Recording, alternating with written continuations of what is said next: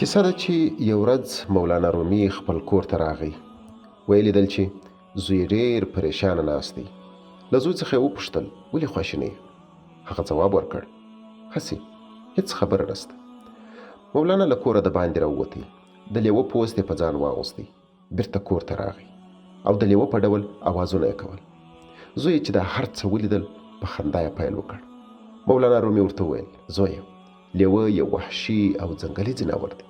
کله چې تا ولیدل چې د لیوه د پوست تر شا ستا پلار دی نو دې پر ځای چې وبېرېږې ودې خندل. نو زویه، دا زده کړه چې د دې ازمایښتونو او سختیو تر شا ستا هغه رب دی چې ستا سره تر 80 میندو هم ډېره مینه لري.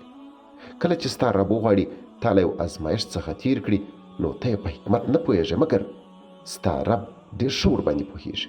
هغه غواړي تا ته څه در زده کړي، راتلونکي وخت ته دې قوي او آماده کړي. او پوه سه، الله هغه څوک ازمایي له چا سره چې ډېره مینه لري.